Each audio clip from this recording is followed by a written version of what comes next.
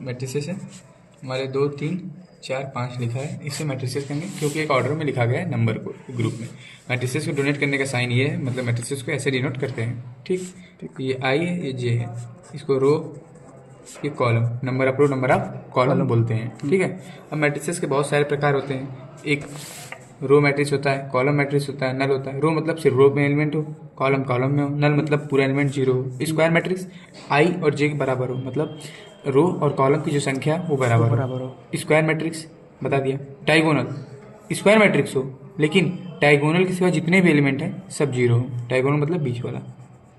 ठीक। Scalar matrix, scalar matrix में क्या होता है, जो डायगोनल है वो 1 1 होगा लेकिन बाकी एलिमेंट क्या होंगे, जीरो। तो तुम ये कह सकते हो कि स्केलर मैट्रिक्स डायगोनल मैट्रिक्स का ही एक फॉर्म है।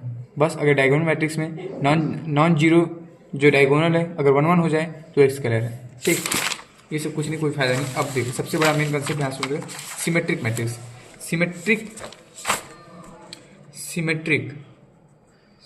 मैट्रिक्स किसे कहते हैं, जैसे मान ले ए मैट्रिक्स है, ठीक ना, और ए का ट्रांसपोज कर तू, अगर मैट्रिक्स ए और उसका ट्रांसपोज इक्वल आ जाते हैं तो उस मैट्रिक्स को हम क्या बोलते हैं, सिमेट्रिक बोलते हैं। अब ट्रांसपोज क्या होता है पहले ही देखना पड़ेगा।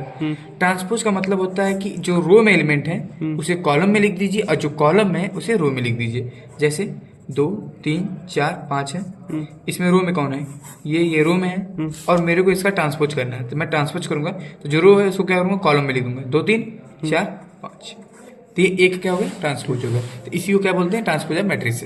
अगर ए का मैट्रिक्स उसके ट्रांसपोज इक्वल आते हैं तो सिमेट्रिक मैट्रिक्स। अगर ए मैट्रिक्स उसके ट्रांसपोज के निगेटिव इक्वल आता है तो इसकी सिमेट्रिक। निगेटिव इक्वल मतलब ट्रांसपोज की इक्वल भी हो लेकिन बाहर माइनस साइन आ जाए बस, तो हो जाएगा तेरा इसकी सिमेट्रिक। अब ट्रायंगुलर मैट्रिक्स क्या होता है, ट्रायंगुलर मैट्रिक्स 2 प्रकार का होता है। सब खेल इस डायगोनल के ऊपर होगा। देख जैसे ये डायगोनल 1 1 1 होगा, अगर ऊपर का बाकी एलिमेंट जीरो है, ऊपर का एलिमेंट, तब वो लोअर ट्रायंगुलर है, मतलब लोअर ट्रायंगुलर मैट्रिक्स है। अगर नीचे का जीरो है तो वो अपर है, जस्ट उल्टा होता है। ये समझ गया। अब ऑर्थोगोनल मैट्रिक्स क्या है, इस एक एक नंबर पूछे। ऑर्थोगोनल मतलब ए और ए का ट्रांसपोज आई के बराबर आ जाए, मतलब मैट्रिक्स ए और उसके ट्रांसपोज को जब मल्टीप्लाई करोगे अगर वो आई के बराबर आता है तो उसे क्या बोलते हैं, ऑर्थोगोनल मैट्रिक्स बोलते हैं। इतना खत्म हो गया। Conjugate of matrix important topic है। कंजुगेट ऑफ मैट्रिक्स कुछ नहीं होता है, जो मैट्रिक्स दी होती है उसके साइन में परिवर्तन करके लिख देते हैं। जैसे ये प्लस दिया है इसको हम माइनस में लिख देंगे तो क्या हो जाएगा, कंजुगेट ऑफ मैट्रिक्स हो जाएगा। अब ये एक क्वेश्चन आता है हर्मिल्टन मैट्रिक्स। ए जो होता है ए के कंजुगेट के ट्रांसपोज के बराबर होता है। ये जो होता है अगर ए उसके कंजुगेट बराबर हो बी के तो इसे इक्वल मैट्रिक्स। बट हर एक एलिमेंट के भी बराबर होना चाहिए, तभी जैसे 2 है तो 2 यहाँ बराबर होना, न कि 2 यहाँ नहीं होना चाहिए। ये पहले रो में है तो पहले रो में ही 2 होना चाहिए, उसे हम इक्वल मैट्रिक्स बोलते हैं। सिंगुलर मैट्रिक्स, यहाँ से एक क्वेश्चन उठेगा कि मान लो दे देगा कि ये मैट्रिक्स है,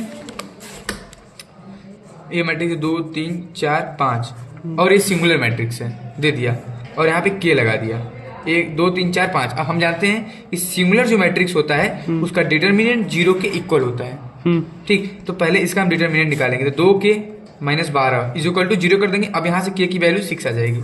ऐसा क्वेश्चन बना सकता है कि कोई मैट्रिक्स है वो सिंगुलर मैट्रिक्स है और उसमें के की वैल्यू निकालिए। सिंगुलर का मतलब उसका डिटर्मिनेंट क्या कर देंगे, 0। ठीक है। अब देख adjoint of matrix. Adjoint of matrix कैसे निकलता है, सबसे पहले कोफैक्टर निकालते हैं, उसका ट्रांसपोज कर देंगे तो क्या हो जाएगा, एडजॉइंट हो जाएगा। ये मतलब हमें काम का है ही नहीं क्योंकि इंजीनियरिंग मैथमेटिक्स है ना, नहीं देगा। अब इनवर्स ऑफ मैट्रिक्स कैसे निकालते हैं, सिंपल सा, ए इनवर्स बराबर एडजॉइंट है बटा के डिटरमिनेंट ऑफ ए। इसे किसी काम का नहीं है। अब मेन यहाँ से देख रैंक ऑफ मैट्रिक्स, मैट्रिक्स का रैंक कैसे निकालते हैं, यहाँ से एक क्वेश्चन बनेगा। रैंक निकालते समय सबसे बड़ी चीज, सबसे पहला काम क्या करते हैं, जो मैट्रिक्स दिया रहा है A B C D E F G H I, इसके डायगोनल को छोड़ के बाकी सारे एलिमेंट को 0 बनाना हमारा मकसद होता है। मतलब रैंक निकालते समय डायगोनल को छोड़ के सब एलिमेंट को क्या करना है, 0 बनाना है। इसे हम रैंक ऑफ मैट्रिक्स इसी को बोलते हैं। अब देख सबसे पहले ट्रायंगुलर फॉर्म में चलता है। पहला अगर ये डायगोनल एलिमेंट है तो कुछ नहीं होगा, इसके बाद एक 0 बनाएंगे, उसके बाद 2 0 बनाएंगे, अगर ये बड़ा रहे तो 1 2 3 0 बनाएंगे। मतलब इसी सिलसिले में 1 2 2 3 मतलब पिरामिड के भाव में नीचे से 0 बनाते जाएंगे। तब इसे 0 बनाना है, कैसे बनाना है, अपने से नहीं बनाना है। इस एलिमेंट का इसके लिए ये भाई है, मतलब इसके लिए इसका पिताजी ये है, इसके माध्यम से हम इसे जीरो करेंगे। इसके लिए भी इसका पिताजी ये है क्योंकि डायगोनल एलिमेंट है, इसके लिए ये है क्योंकि इसका डायगोनल एलिमेंट ये है, इससे होता है। सबसे बड़ी रैंक कैसे निकालते हैं अब ये देखते हैं।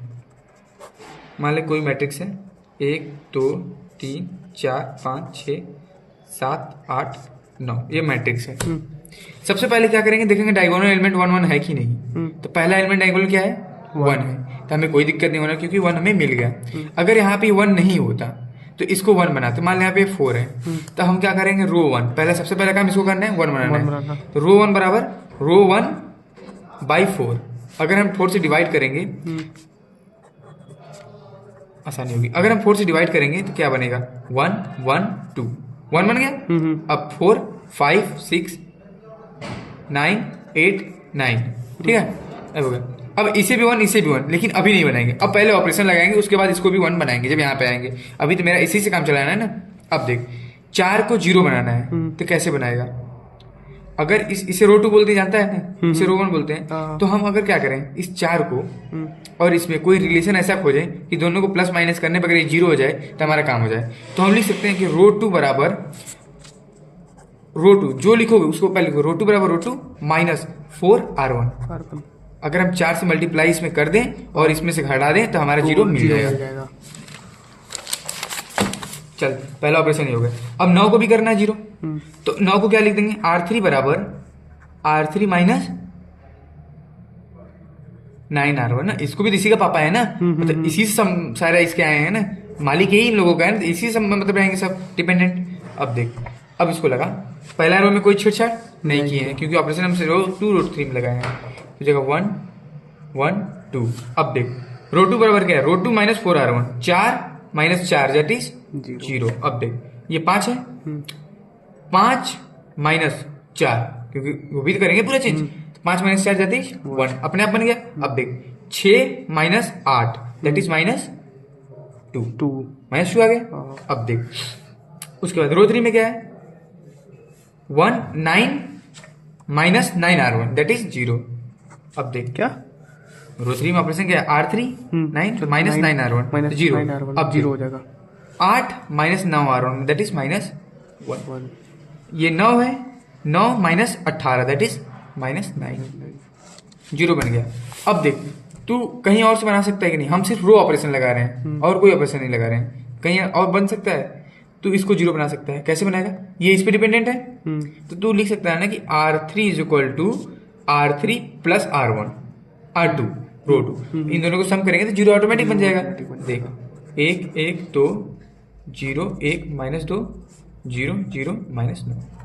अब इसके बाद तू कभी नहीं बना पाएगा, अब बना पाएगा नहीं बनाएगा। तो इसका रैंक कितना आएगा, नंबर ऑफ नॉन जीरो रोज, मतलब ऐसी रोज जो 0 ना हो।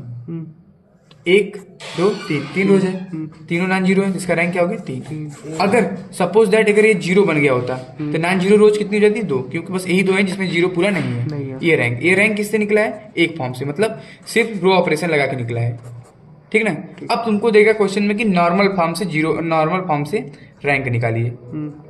नॉर्मल फॉर्म में क्या करते हैं, रो भी लगाते हैं कॉलम भी लगाते हैं, मतलब दोनों एक साथ, मतलब इसमें भी चेंज कर सकते हैं, इसमें भी चेंज कर सकते हैं। तो इसमें क्या करेंगे, देख अब इसी क्वेश्चन को, यहाँ रैंक 3 आई है, अब इसे हम और आगे ले जाएंगे क्योंकि हमारा रैंक निकालने का मेन मोटिव होता है कि उसको आइडेंटिटी बनाना है, और हम जानेंगे इसमें आइडेंटिटी बनने वाला नहीं है। अब देख क्या करेंगे, अब हमें वो भी लगाना है, कॉलम 1 0 0 1 1 0 2 माइनस 2 0। हम अगर R2 को लिख दें, R2 इज इक्वल टू